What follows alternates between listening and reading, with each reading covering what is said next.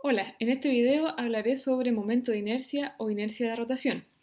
Para comenzar, preguntémonos de qué factores depende la facilidad que pueda tener un objeto para rotar. Para eso vamos a analizar el caso de un objeto de masa m que gira en torno a un eje y que su rapidez angular de giro la representamos con la letra omega. Para analizar la energía cinética que tiene este cuerpo, tomaremos una partícula que compone al cuerpo. Esta partícula la llamaremos de masa mi y gira a una distancia ri del eje de rotación con una rapidez lineal o tangencial, vi. Por lo tanto, la energía cinética de esta partícula la vamos a expresar como con la ecuación de energía cinética ya conocida de un medio de esa masa por su rapidez al cuadrado. Si yo quisiera conocer la energía cinética de todo el cuerpo, entonces tendríamos que determinar la energía cinética de cada una de las partículas que componen este cuerpo grande y sumarlas, ¿ya? Entonces nos quedaría una sumatoria de las energías cinéticas individuales. Pero como el objeto podemos gira con rapidez angular, ¿cierto? Y la rapidez lineal se relaciona con la rapidez angular como su multiplicación por r, y todas las partículas del cuerpo están girando con la misma rapidez angular, porque todas barren ángulos iguales en tiempo iguales, entonces podríamos expresar esta rapidez lineal en función de la rapidez angular del cuerpo. De esta manera, sacamos el 1/2, ¿cierto?, de la sumatoria. También la rapidez angular al cuadrado la podemos dejar fuera de este paréntesis y expresar la energía cinética con esta expresión. Bueno, resulta que esta sumatoria de las masas por las distancias al cuadrado, esa distancia r, que es la distancia entre el objeto o la partícula, en este caso al eje de rotación, es lo que conocemos como momento de inercia de un sistema de partículas y que lo vamos a representar con la letra I, y es una cantidad escalar, ¿ya? Entonces, la letra I porque también se le llama inercia de rotación. Entonces, la energía cinética la expresamos en términos del momento de inercia de este sistema de partículas, nos queda expresada de esta manera, un medio del momento de inercia por la rapidez angular al cuadrado. Resulta que esta energía cinética es la energía cinética rotacional o energía cinética de rotación, y es aquella energía que poseen los cuerpos que están rotando. Si ahora volvemos a la expresión de momento de inercia para un sistema de partículas, es la expresión que aparece acá. Sin embargo, podríamos preguntarnos qué significa inercia de rotación. ¿Cuándo un cuerpo tiene mayor momento de inercia o mayor inercia de rotación? Bueno, lo que vamos a entender como momento de inercia para un sistema de partículas o para un cuerpo es el grado de oposición que presenta este cuerpo o este sistema de partículas para cambiar su estado de movimiento rotacional. En el fondo es cuánto se resiste un cuerpo o un sistema de partículas a comenzar a rotar, o si es que está rotando, a frenar o cambiar de alguna manera su estado de movimiento rotacional. ¿Ya? Entonces un cuerpo que le cueste más rotar, por ejemplo, es un cuerpo que tendría mayor momento de inercia. Ahora, la ecuación que estábamos viendo recién, ¿cierto?, es para un sistema de partículas, es para una distribución discreta de masas. Sin embargo, como también dije, los cuerpos, los sólidos rígidos, también tienen un momento de inercia, pero eso lo vamos a determinar con una integral. En eso no vamos a ahondar en este video, sin embargo es la manera en cómo se obtienen los momentos de inercia de sólidos rígidos. ¿Cuál es la unidad de medida de esto, del momento de inercia? Si observamos las dos expresiones, podemos notar que esto se estaría midiendo en unidades de kilogramo por metros cuadrados. Esa es la unidad para el sistema internacional. Ahora, ¿de qué depende la facilidad entonces que tiene un cuerpo para rotar? Esta es la pregunta que nos hicimos antes. ¿De qué depende entonces? ¿Depende de la masa? Bueno, viendo las expresiones podemos notar que sí, efectivamente depende de la masa. Mientras más masa tenga, más le va a costar girar o detenerse si es que está girando. En el fondo, cambiar su estado de movimiento rotacional. ¿Pero solo depende de la masa? En realidad, si ustedes se fijan, en las expresiones, en las dos hay un r cuadrado, y en el fondo eso tiene que ver con la distribución de la masa respecto al eje de rotación. O sea, no solamente depende de cuánta masa tenga, sino que cómo esté distribuida esta masa respecto a un eje. Por ejemplo, si yo tengo un cuadernito como esto, yo lo podría, este cuaderno, según cómo yo lo haga rotar, o respecto a qué eje quisiera hacerlo rotar, va a tener distintos momentos de inercia a pesar de que su masa no va a cambiar. No es lo mismo hacerlo rotar de esta manera que de esta manera, o por ejemplo respecto a un eje que pase por uno de sus bordes inferior. Así, por ejemplo, si ustedes hacen el ejercicio podrán notar y vivenciar que efectivamente nos va a costar más girar el cuaderno cuando este tiene el eje en un extremo que cuando está el eje en el centro. Y eso es porque la inercia de rotación del cuaderno no solo depende de su masa, sino que también depende de su eje. Para eso también podemos usar otro aparato, un artefacto. Este artefacto que está aquí consiste en una tapa de PVC que tiene dos bolitas que se pueden mover con un sistema de tuercas y que permite que yo pueda cambiar la distribución de las masas para este sistema.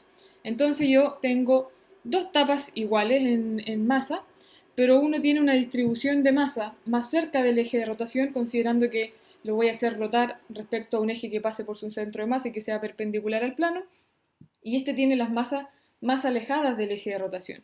Entonces lo que nos podríamos preguntar es, si yo los pongo, o sea, viendo en el fondo las ecuaciones del momento de inercia, evidentemente podemos inferir que este, al tener estas masas un R mayor respecto al eje que este, va a tener un momento de inercia mayor y por ende le va a costar más girar, si es que yo lo suelto, por ejemplo, en un plano inclinado desde el reposo.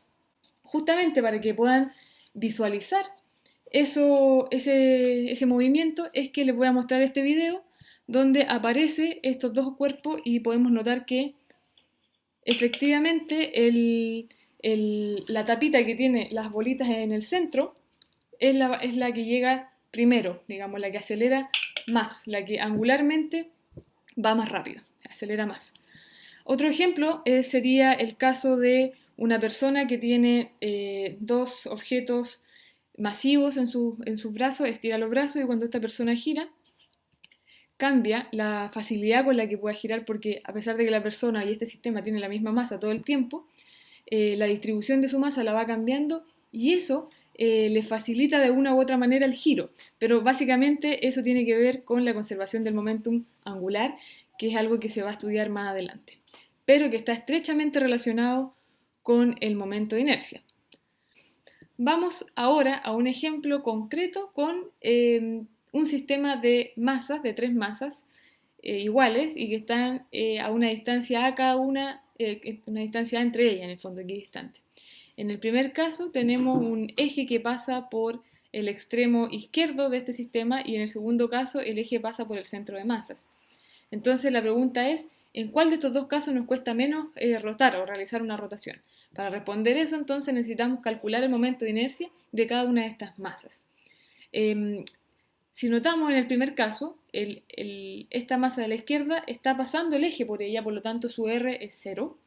Así que el momento de inercia para este sistema sería el momento de inercia de la masa del medio, que está a una distancia A del eje, más el momento de inercia de la masa del extremo derecho, que está a 2A del eje.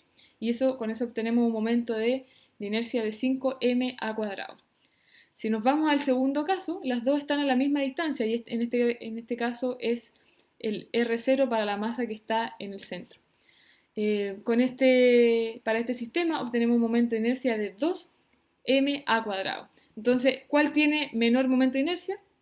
El inferior, que es lo que significa eso, que es más fácil girar el sistema cuyo eje pasa por el centro que en el caso del eje que pasa por el extremo. Si ahora consideramos un sólido rígido en vez de un sistema de partículas como una barra homogénea de masa m y largo L y quisiéramos determinar su momento de inercia respecto a un eje que pase por su centro y que sea perpendicular a su longitud, vamos a estudiarlo con las herramientas que conocemos, es decir, el momento de inercia de partículas. Entonces vamos a dividir esta barra en 10 masas puntuales. Ya cada una debería tener una masa m décimos y la longitud de cada una de estas mini barras sería de L décimos. Sin embargo, si consideramos que cada una de estas mini barritas son una masa puntual, podríamos expresar las distancias a las que están estas masas puntuales del eje de rotación. ¿Ya? El análisis se va a hacer para la parte izquierda, la mitad izquierda de la barra, y como el momento de inercia es una cantidad escalar, podemos entonces después multiplicar por 2 porque aquí tenemos simetría. Para entonces determinar el momento de inercia usamos la ecuación para un sistema de masas puntuales y aquí está el factor 2, ¿cierto? Que nos daría la otra mitad de la barra, la mitad derecha, y acá tenemos todas las masas por sus distancias respectivas al eje al cuadrado.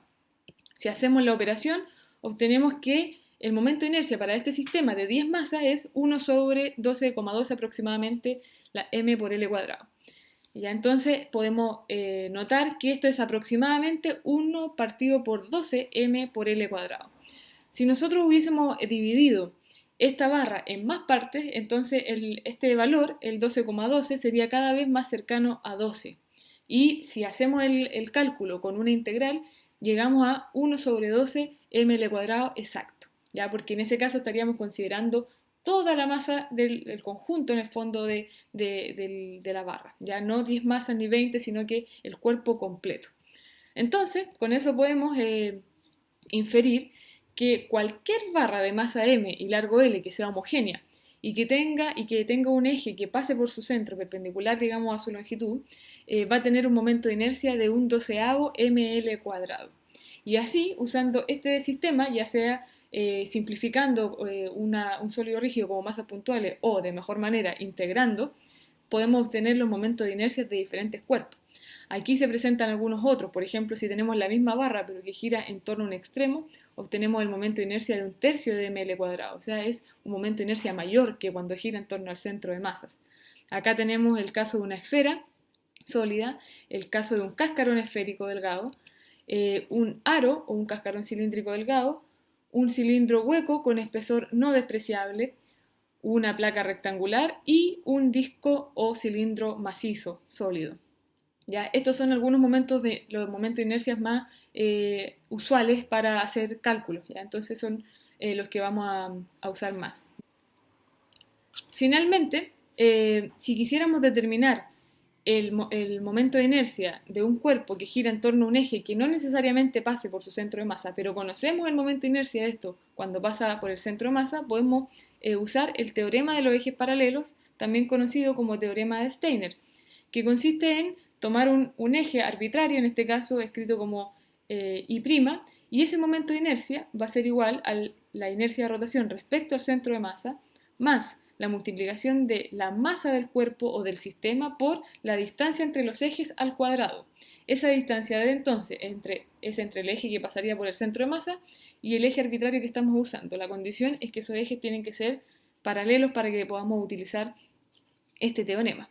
De esa forma, si lo aplicamos al caso de la barra homogénea y quisiéramos determinar su inercia de rotación respecto al extremo, a uno de los extremos, entonces sabemos que el momento de inercia respecto al centro de masa es 1 sobre 12 ml cuadrado más la masa total por la distancia entre el extremo y el centro, que es L medio, todo eso al cuadrado, y ahí obtenemos entonces el valor de un tercio de ml cuadrado. ¿Ya? Entonces, con eso terminamos este video. Muchas gracias por su atención.